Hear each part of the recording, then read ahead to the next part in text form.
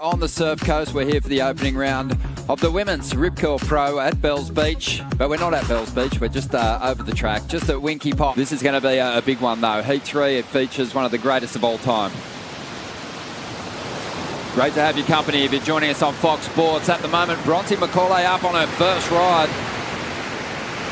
One of the smooth, goofy footers on the championship tour who will be able to match. Certainly is. We see the first wave. Bronte Macaulay showed some shades of brilliance on the Gold Coast. Just needs to get it a little bit more consistent. Loving the flow through this wave. It got a little flat there, but she's transitioning quite well, coming to the inside, and a great vertical re-entry to finish. If she can find her groove out here at Winky Pop. Right now you're watching the greatest of all time, Stephanie Gilmore up. This is her second ride, just taking a fall there. Moments last year. We'll talk about those in a minute, but let's have a look at the replay of Steph's ride. Lakey, I'm going to let you take us through this one. Yeah, Steph's been looking really good. I thought on the Gold Coast she looked pretty deadly. World number 2, Luke Egan, and one of the championship tour competitors, Lakey Peterson, here for the call. And right now we're seeing the winner of the trials, Kobie Enright, getting another opportunity here in the Rip Curl Pro. She won the trials here last year as well. So proving that she could be really threatening as she makes her way through these rounds. But this is a non-elimination round. It's a seeding round. You'll get a second chance even if you end up in that third position and have to fight your way out of the dreaded second elimination round. Fortunately, but she's been looking really good from everything I've seen so far this year, that's for sure. Then we got Kobie, who's kind of fun to have in this event, winner of the trials. Before we dawn patrols. Just to get a smile on the face and get primed up. Also, we got a heritage heat. We got Kern and Aki. What are your thoughts on that? Yeah, that's going to be so fun to watch. Aki was actually free surfing this morning.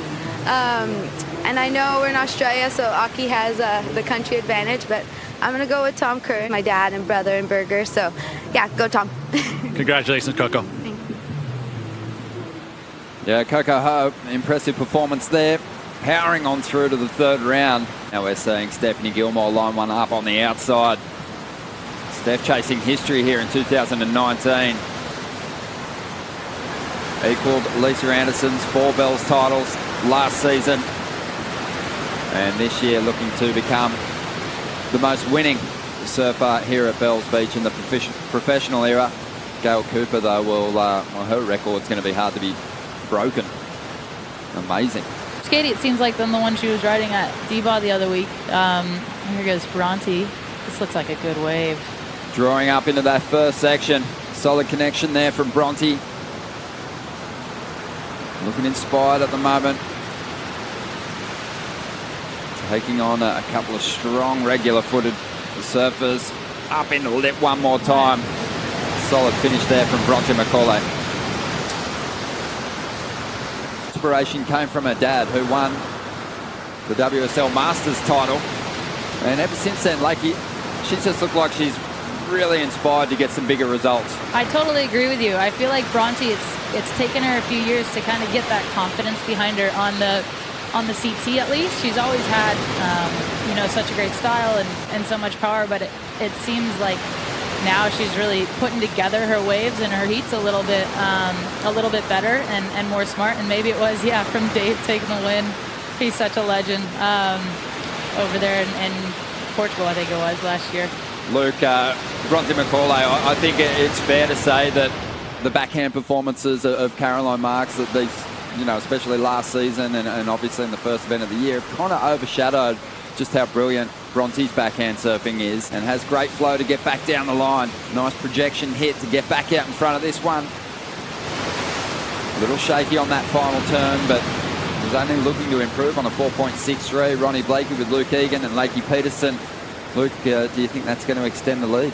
Smart move there in third priority. Coming off the bottom, getting the lip tag nicely with the first re-entry. Coming around, getting another one. Not too much downtime between turns. Gets vertical one more time and pulls it off. I think there's a good chance this might better her lowest hot wave she's holding right now. Beautiful timing out of the lip. A little bit of tail above. Coming around, one little pump. Gets it up there one more time, and this turn here sets up a beautiful bottom turn into another vertical turn. out of the lip, and yeah, I think she might better something there. I don't think it's a great thing to say to her though before she paddles out. It's like telling a golfer, don't hit it in the water. Yeah, I guess so. But suddenly it creates a mental hurdle for you. But let's see if she can recover. Kobie Enright. She's going to try and apply some pressure of her own. Waited a long time for this wave, has been patient. Has a 5.03 already.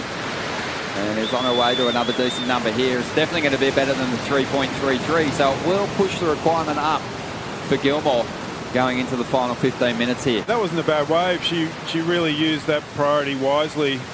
Waiting a while for this one. Some nice open face. Good turn out of the top. Opened the shoulders up well there, but just got a little caught on these second turns.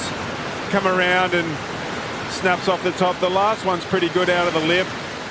And well-used priority, and we'll see if that can get her up in the lead. I think it's so inspiring for us as pros to come down and surf with these young girls and kind of see where the sport's going and our future. It's pretty awesome.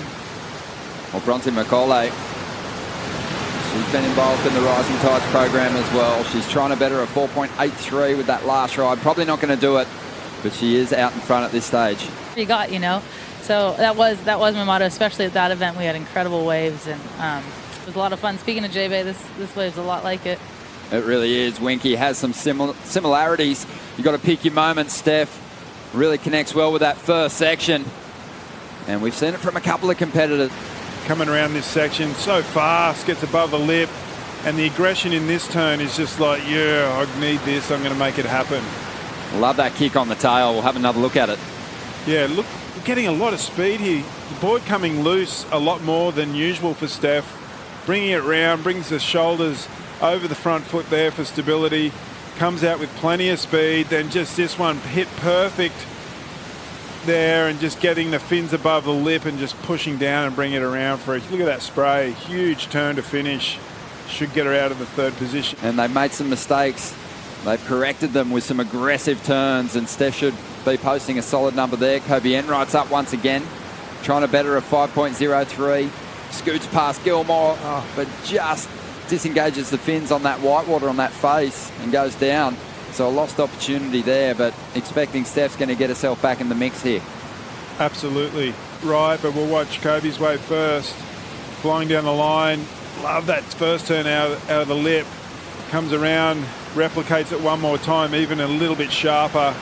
Then just here, just puts a bit too much into the bottom turn and loses the footing a bit, which destroys. She's looking hungry now. She's got second priority. She's going to have a look at this insider. And this is where the top seeds are so deadly. Even without priority, they can sneak away, find a wave that's got a good pace to it, and let go of some solid moves. So Steph only looking to get rid of a 4.4, and she's turned up the aggression since that slow start, and does what her coach asked of her and finishes that wave off on her feet. And that, for me, reflecting on her title run last year, was what she really cleaned up most. She stopped falling at the end of her rides. She did really well on this one. I just love the way that she's just progressing from each turn to the next and arriving in the perfect spot to hit the lip or get that carve done. Look at that, just pushing all the way around, then with ease coming around and just hitting it with perfection one more time. Judges are really liking the performance she's putting on here today.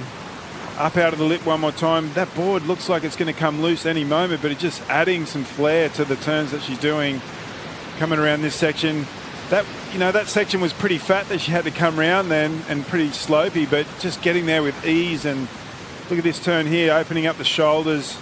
Carved down to accelerate to give her a great bottom turn into the lip one more time, fins above, and then bringing it through to the inside. Bit more urgency, I think. She, first heat of her campaign here at Bells Beach, realised the urgency she needs to get a good score, and then she's going to do it for a third time. Expecting another solid number there. It drops in at a 7.83. Gilmore way out in front now, and Kobie Enright, she wants to try and hang on to second spot. Couple of big turns. They become a battle for second spot now. Kobie Enright, she dropped a 6.3 here, Lakey.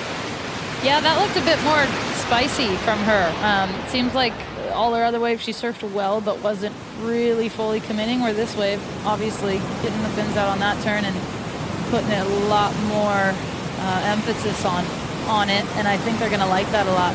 I'm going to get the score, and here one comes for Bronte. Well, let's see if she can maintain composure. Waits to tee off on that first section, times it beautifully, but the wave shuts down. And that was priority wasted, you'd have to say. So Steph completely out of rhythm in the opening stages of this heat and has just turned it around with some real powerhouse moves. And that wave was always going to shut down. Like Mick figured out so well, or Parko, or you know, so good at that. So I think it is tricky to read, but if you take your time and put enough time in down here, you can figure it out. We love getting your insights. It's been fantastic to have you call in this heat. Stephanie Gilmore, Victoria.